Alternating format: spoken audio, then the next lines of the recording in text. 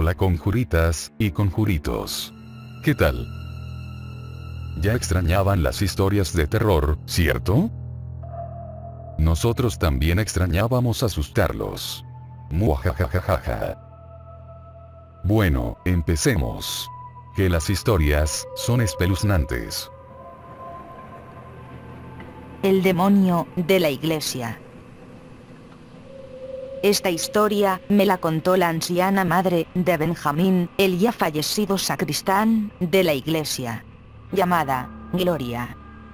Ella y su hijo fueron testigos presenciales de los terroríficos hechos que consternaron al pueblo en aquellos horribles días. Estos sucedieron en un apartado pueblo ubicado en la sierra de un conocido estado de la República. Por la madrugada había muerto el anciano sacerdote de la iglesia que se llamaba Rafael. Él no había sido muy querido por la gente, pues se decían terribles cosas de él. Un nuevo sacerdote llamado Antonio había venido de emergencia a suplirlo. Se preparó el cuerpo, y como no sabían que tuviera familiares, decidieron enterrarlo ese mismo día. A las 6 de la tarde, el sacerdote Antonio pretendía oficiar una misa de cuerpo presente para después sepultarlo. Las campanas de la iglesia del pueblo repiquetearon, llamando a los habitantes a misa. Gloria asistió presurosa.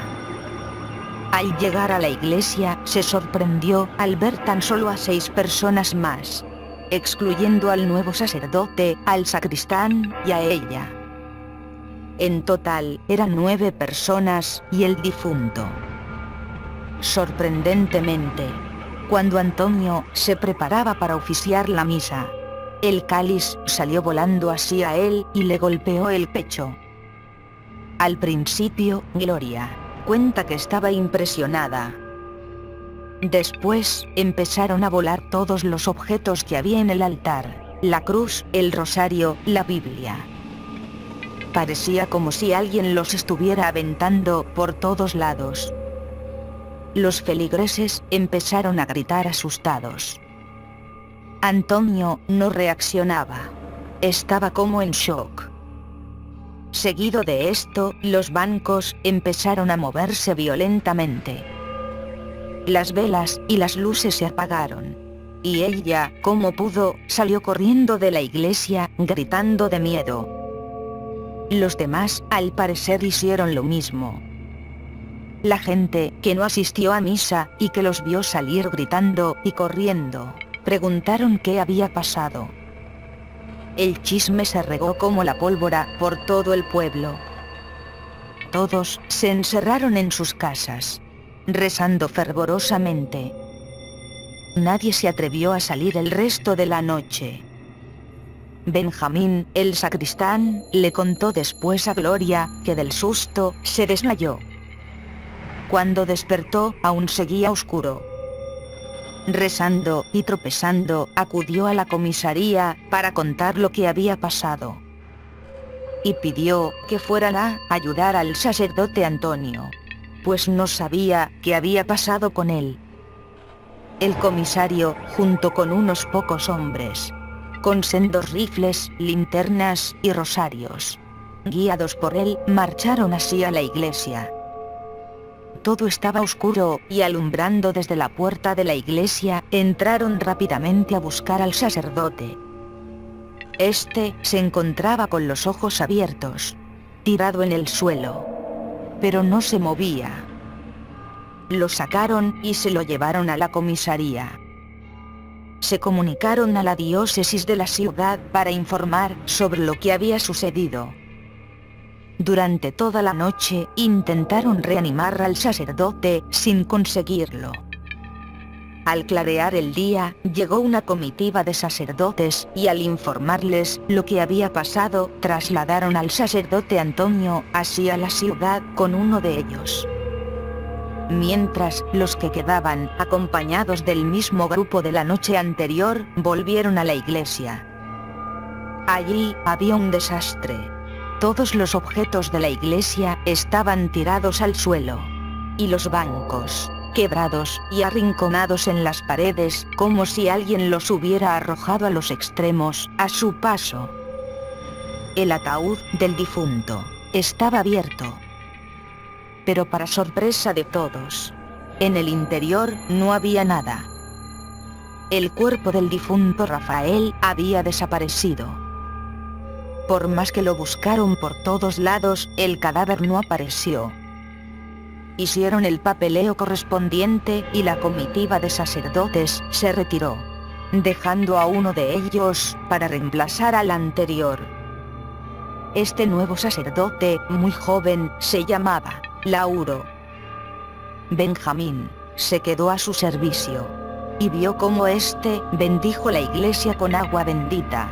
Hizo oración y ordenaron la iglesia. El sacerdote Lauro decidió oficiar una nueva misa para presentarse ante el pueblo y explicar lo que había sucedido con el difunto sacerdote. Las campanas de la iglesia volvieron a sonar, llamando a la gente a misa. Gloria volvió a presentarse, pero esta vez solo asistieron 2 personas más. Cuando el sacerdote Lauro se disponía a iniciar la misa, los objetos del altar volvieron a salir disparados hacia él y a todas partes.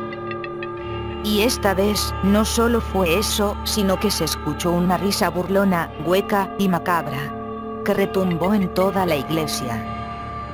Gloria y los demás nuevamente salieron corriendo, incluyendo al sacerdote y a Benjamín. Lauro, el sacerdote, se dedicó a investigar por el pueblo cómo había sido la vida del difunto sacerdote Rafael. Y venciendo la resistencia de los habitantes, logró conocer algunas cosas turbias del pasado del difunto. Por ejemplo, que maltrataba a los feligreses. Había abusado de algunas jovencitas y mujeres, impunemente, y por eso era odiado por la mayoría de la población. No oficiaba misa desde hacía más de 3 años. Lauro, armándose de valor, entró al despacho sacerdotal, acompañado de Benjamín, y empezaron a buscar las pertenencias del difunto sacerdote. Para el horror de ambos, encontraron una Biblia satánica, y luego se dieron cuenta de que no había ningún símbolo religioso en el despacho. Todos habían desaparecido. Había, además, otros libros de adoración al diablo, misas negras, sacrificios horribles y muchas cosas oscuras. El sacerdote Lauro se quedó en el pueblo, pero no en la iglesia, pues se dio cuenta de que ésta estaba maldita y habitada por un demonio, de acuerdo a sus conocimientos y a las pruebas encontradas ahí. Y efectivamente, durante los siguientes días y por las noches, se escuchaba como si oficiaran misas. Sonaban las campanas. Se oían risas, gritos y lamentos.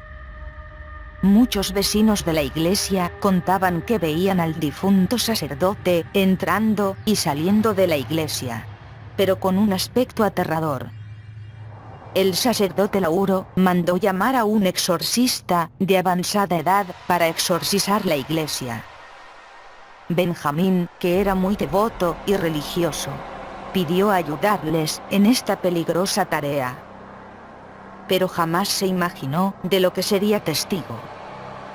El anciano sacerdote, del que no recordaba su nombre, empezó a orar en latín con una famosa oración con la que se realizan exorcismos y que dice así: Pax crux santa sid mi lux, non draco sid mi dux, va de retro santana, nunquam saude mi vana, sum malacus elivas, ipse venena vivas.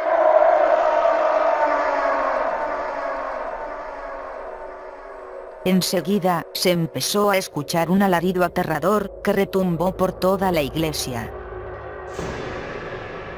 Pero el sacerdote continuó orando, esta vez en español. El sol de la Santa Cruz sea mi faro, mi luz, y el dominio tentador no sea mi director. Retírate, Satanás. Ni pompas, ni vanidades. No aconsejes jamás, porque solo son maldades, y venenos los que das. Bébelos tú, si te place. Y Lauro, el sacerdote joven, oraba al mismo tiempo, diciendo: Santísimo Señor, Padre de los monjes.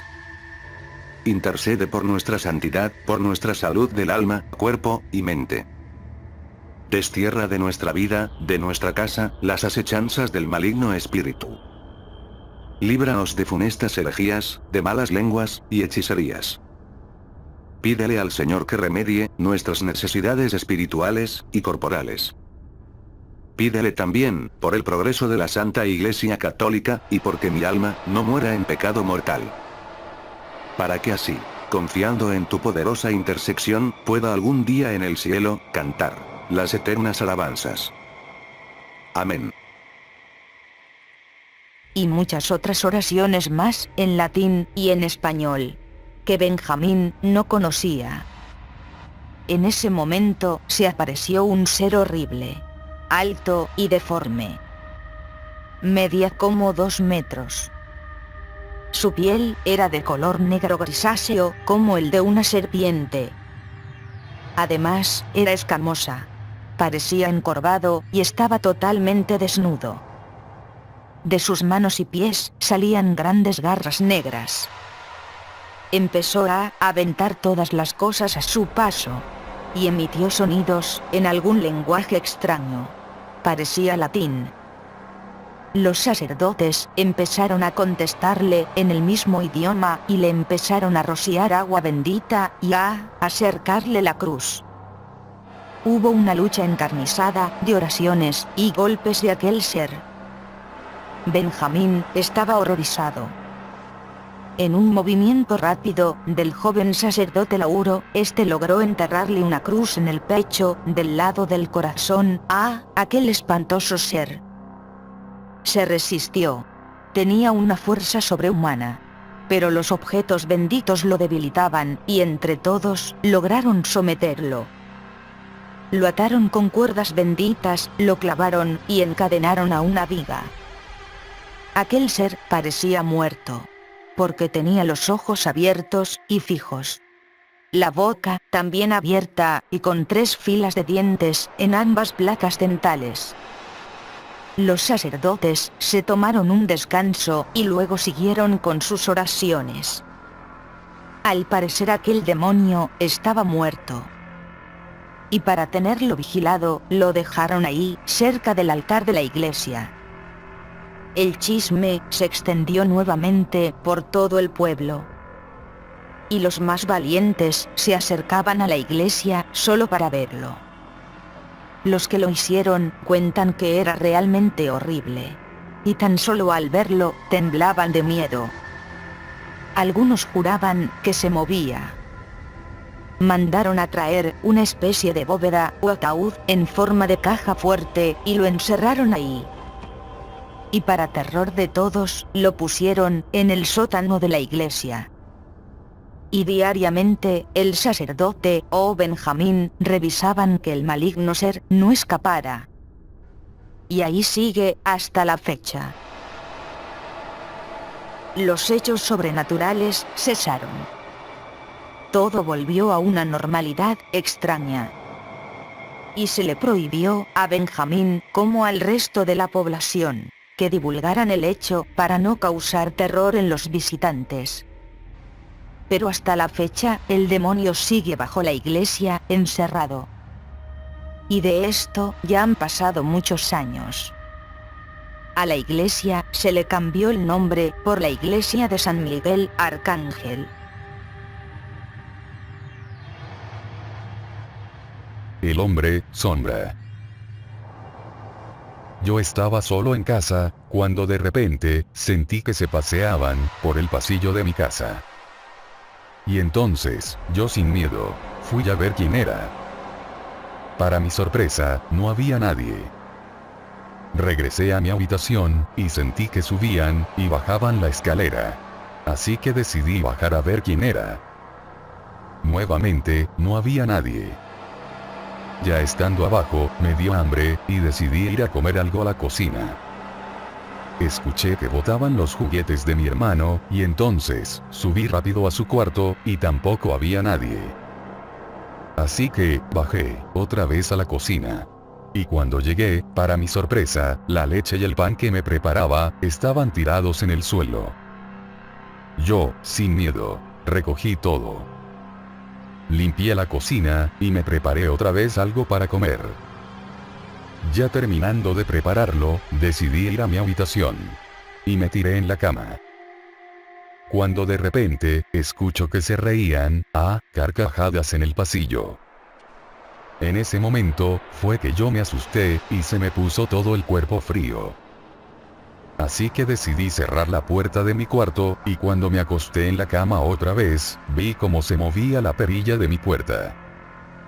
Yo, ya asustado, decidí taparme con las sábanas hasta el cuello. Me giré hacia el otro lado, y tomé mi móvil, para llamar a mis padres. Cuando de pronto, sentí un suspiro por mi nuca. Me asusté aún más. Me giré rápidamente, y no había nadie. Así que salí corriendo hacia el piso de abajo. Cuando ya estaba allí, decidí irme, para afuera. Cuando corrí hacia allá, la puerta se cerró de golpe. Me quedé helado. De pies a cabeza. Estaba paralizado. No me podía mover por el miedo. En ese momento, sentí que alguien puso su mano en mi hombro. Y me dijo al oído: No corras. Porque siempre estaremos a tu lado. En todas partes. Tú nunca te darás cuenta, cuando te miremos. Ya demasiado asustado, giré la cabeza trabajosamente. Para ver quién era. Y cuando lo miré, era una cosa horrible. Jamás en la vida, olvidaré sus dientes, llenos de sangre.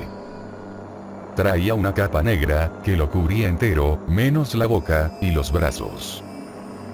Pero con solo ver sus horribles dientes, llenos de sangre, y su desagradable olor, como a podrido, no lo aguantaba. Me desmayé. Luego, cuando desperté, estaba en mi cama.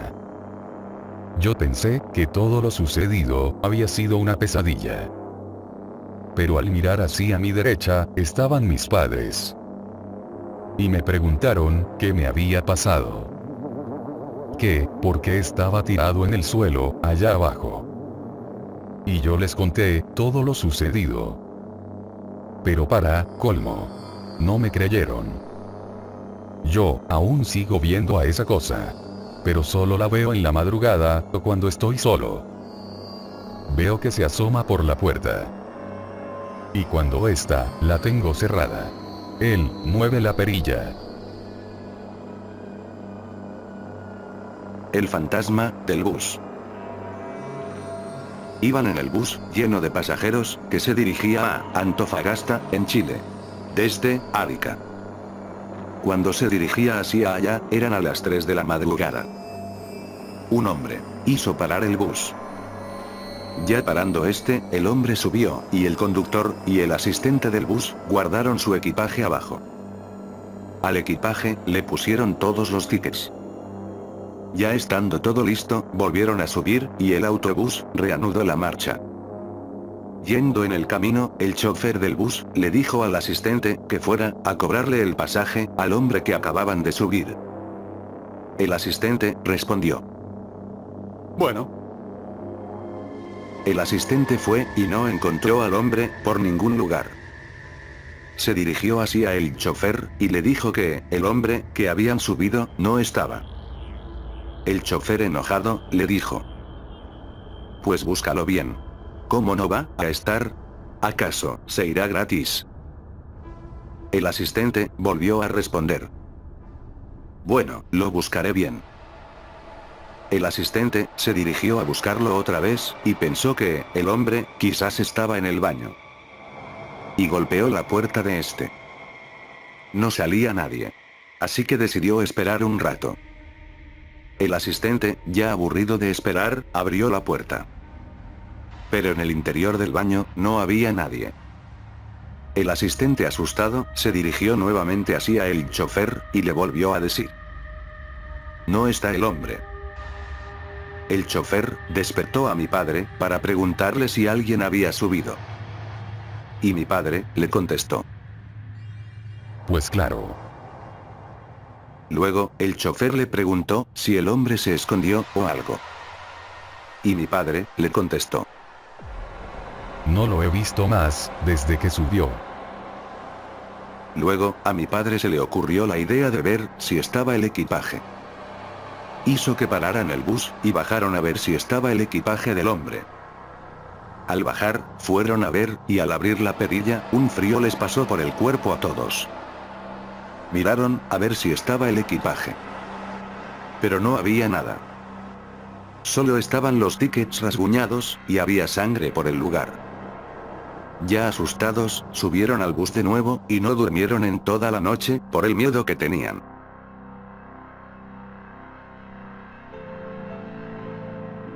Y bueno, conjuritas, y conjuritos. Esto ha sido todo por el momento. Les deseamos terroríficos sueños, y hasta pronto.